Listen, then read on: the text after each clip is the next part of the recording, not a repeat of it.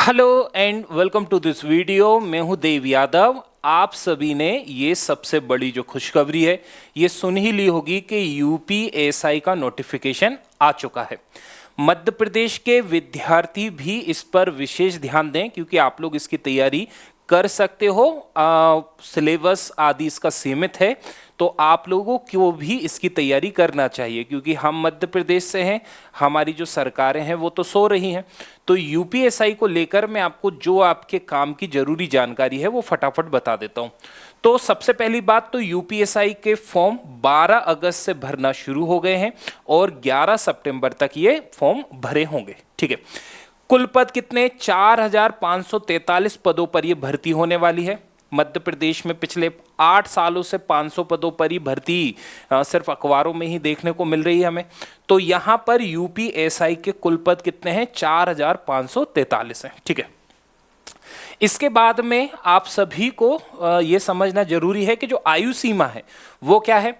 अगर आप उत्तर प्रदेश राज्य से बाहर के हो, यानी जैसे मध्य प्रदेश के आप हो, या जनरल वाले हो या ईडब्ल्यूएस वाले हो, इन सभी के लिए जो इस बार परीक्षा में जो न्यूनतम आयु सीमा है वो 21 वर्ष है। 21 वर्ष आपकी न्यूनतम आयु होनी चाहिए और 31 वर्ष आपकी अधिकतम आयु होनी चाहिए। यानी कि अगर आपकी आयु 31 वर्ष है तो भी आप इसका फॉर्म भर सकते हो, उससे ऊपर नहीं होनी चाहिए। और पहले ये 28 वर्ष थी, अभी 3 वर्ष का इसमें आयु सीमा में छूट मिली है। ठीक है, लेकिन ओबीसी एससी एसटी से हो तो आप 36 वर्ष आपके लिए अधिकतम आयु सीमा है। इसके लिए योग्यता क्या है? सिर्फ ग्रेजुएशन होना चाहिए किसी भी विषय से, तो आप इसका फॉर्म भर सकते हो। तो मध्य प्रदेश के जो भी विद्यार्थी जो 21 से 31 वर्ष के बीच में आते हैं, जिनकी उम्र इस सीमा के बीच में आती है, वो आप लोग इसका फॉर्म जरूर भरिए।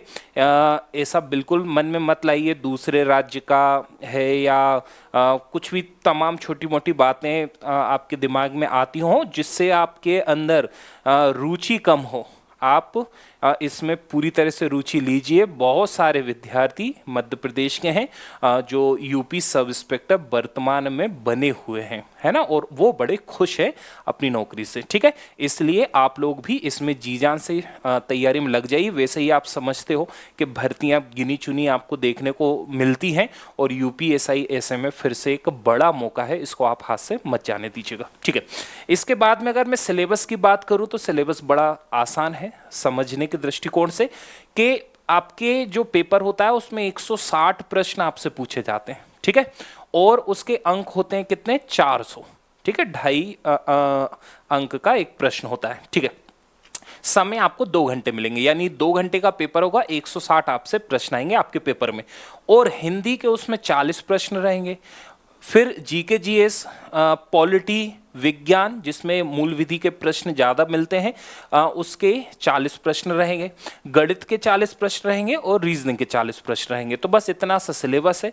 इसके बाद फिजिकल और वो सब चीज़ें हम किसी और उसमें चर्चा करेंगे, लेकिन फिलहाल आप इसकी तैयारी शुरू कर दीजिए क्योंकि ये सब विषय आप अमूमन पढ़ते ही हैं। ठीक है, तो बस आपके लिए जो थोड़ा सा नया होगा वो होगा मूल विधि, जिसको आप जो है तैयार करना है आपको, बस, है ना। बाकी ऐसा कुछ भी नहीं है जो आपको परेशान करे। तो आप लोग इसका फॉर्म जो है अवश्य भरें। ठीक है, चलो।